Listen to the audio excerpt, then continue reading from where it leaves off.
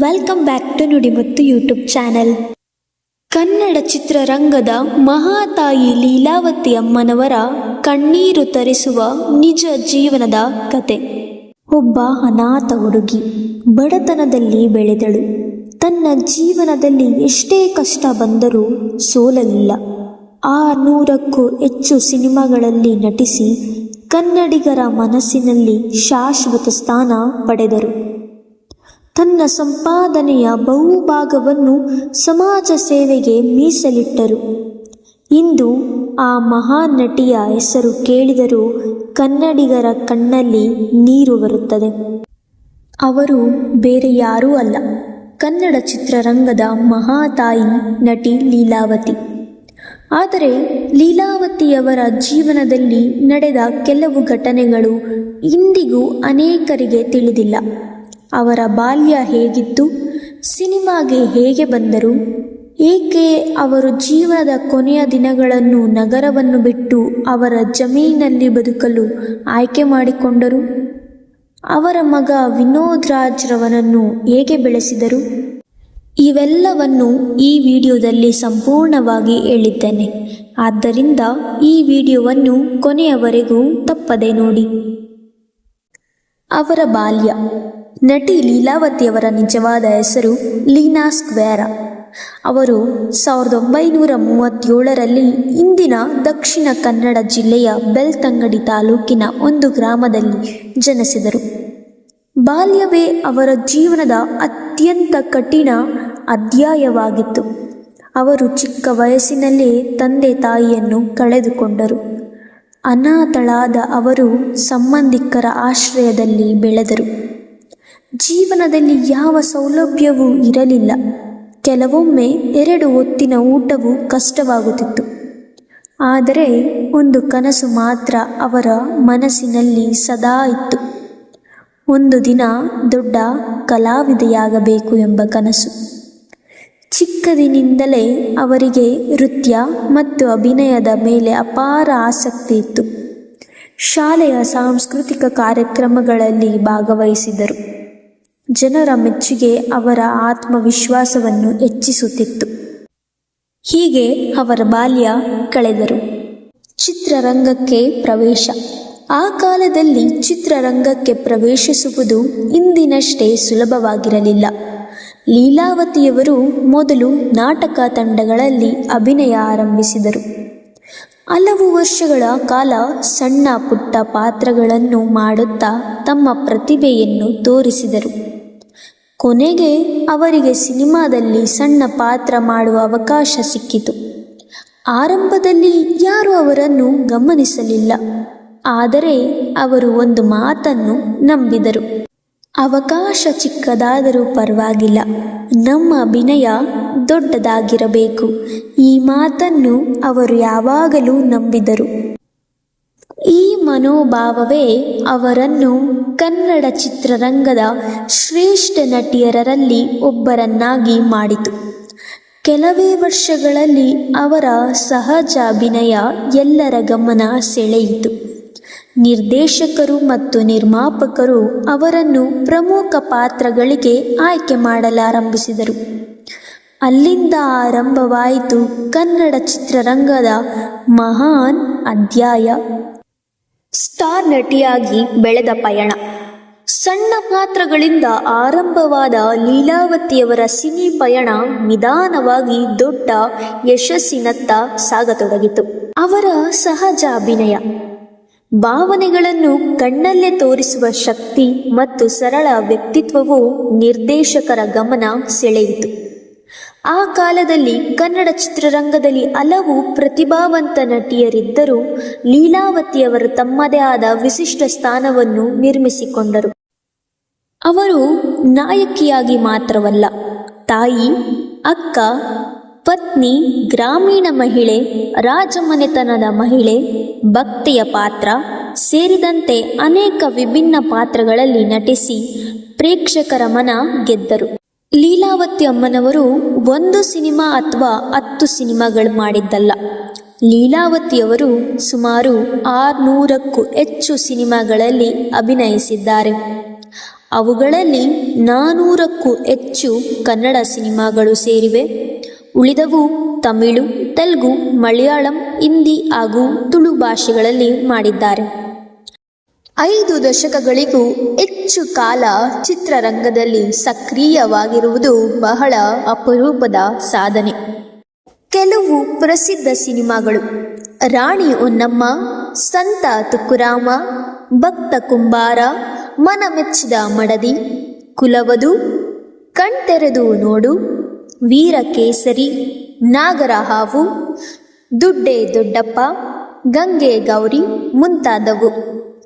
ಈ ಸಿನಿಮಾಗಳಲ್ಲಿ ಅವರ ಅಭಿನಯವನ್ನು ಇಂದಿಗೂ ಸಿನಿ ಪ್ರೇಮಿಗಳು ನೆನಪಿಸಿಕೊಳ್ಳುತ್ತಾರೆ.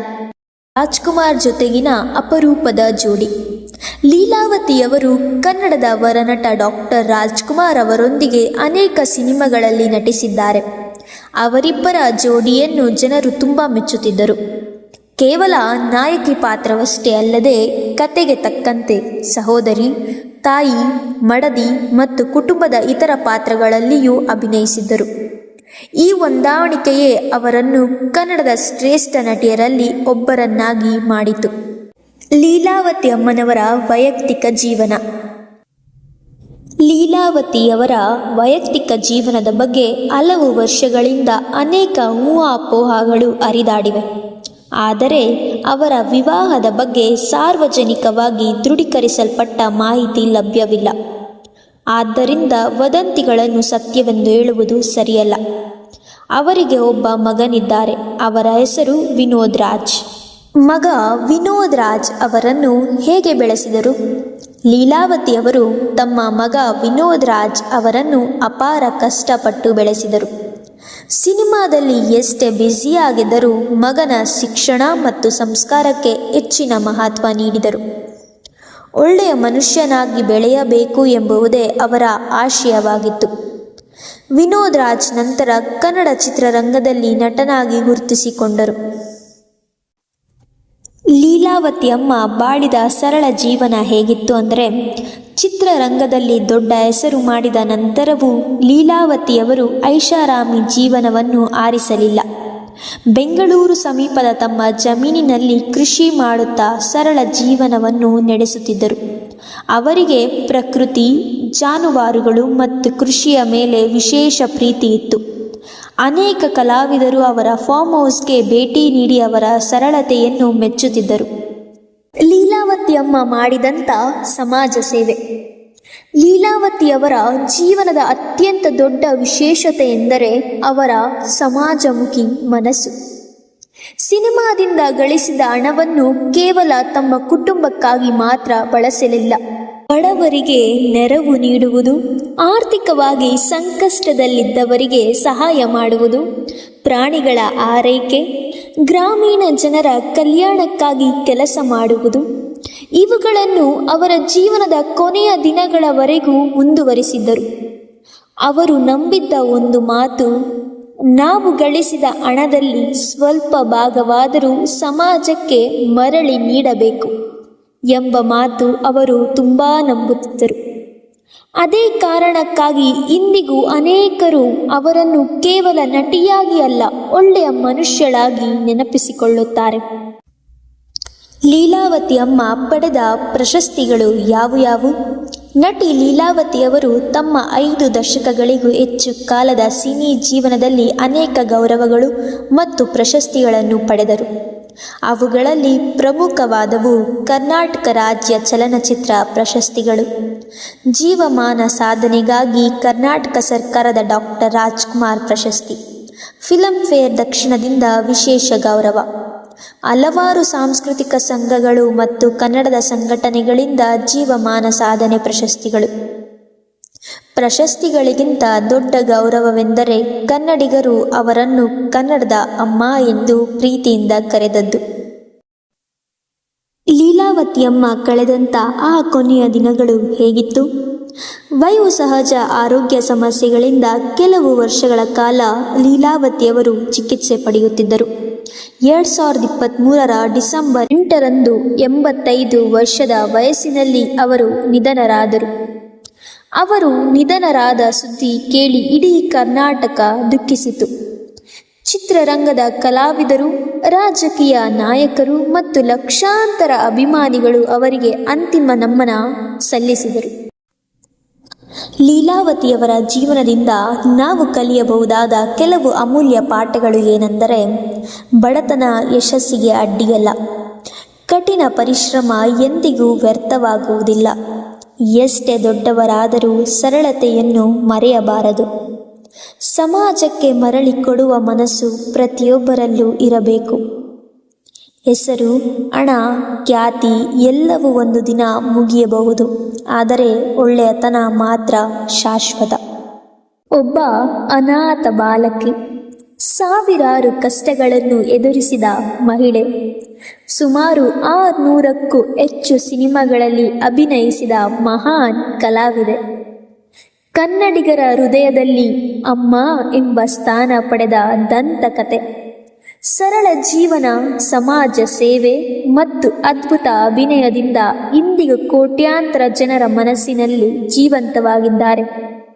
ಲೀಲಾವತಿಯವರು ನಮ್ಮ ನಡುವೆ ಇಲ್ಲದಿರಬಹುದು, ಆದರೆ ಅವರು ಮಾಡಿ ಹೋದ ಸಿನಿಮಾಗಳು, ಹೇಳಿಕೊಟ್ಟ ಮೌಲ್ಯಗಳು ಮತ್ತು ಮಾನವೀಯತೆ ಎಂದೆಂದಿಗೂ ನಮ್ಮ ಜೊತೆ ಇರುತ್ತವೆ. ಅವರ ಜೀವನವು ಕೇವಲ ಒಬ್ಬ ನಟಿಯ ಕಥೆಯಲ್ಲ, ಅದು ಧೈರ್ಯ, ಪರಿಶ್ರಮ, ಪ್ರೀತಿ ಮತ್ತು ಸೇವೆಯ ಕತೆ. ನಟಿ ಲೀಲಾವತಿಯವರಿಗೆ ನಮ್ಮ ಹೃತ್ಪೂರ್ವಕ ನಮನಗಳು. ನಿಮಗೂ ಲೀಲಾವತಿಯವರ ಅಭಿನಯ ಇಷ್ಟವಾಗಿದ್ದರೆ ಈ ವಿಡಿಯೋವನ್ನು ನಿಮ್ಮ ಸ್ನೇಹಿತರೊಂದಿಗೆ ಹಂಚಿಕೊಳ್ಳಿ. ಅವರ ಯಾವ ಸಿನಿಮಾ ನಿಮಗೆ ಹೆಚ್ಚು ಇಷ್ಟವೋ ಕಮೆಂಟ್ಸ್ನಲ್ಲಿ ತಪ್ಪದೆ ತಿಳಿಸಿ. ಇಂತಹ ಕನ್ನಡದ ಮಹಾನ್ ವ್ಯಕ್ತಿಗಳ ಜೀವನದ ಕಥೆಗಳನ್ನು ತಿಳಿಯಲು ನಮ್ಮ ಚಾನೆಲನ್ನು ಸಬ್ಸ್ಕ್ರೈಬ್ ಮಾಡಿ. ಧನ್ಯವಾದ.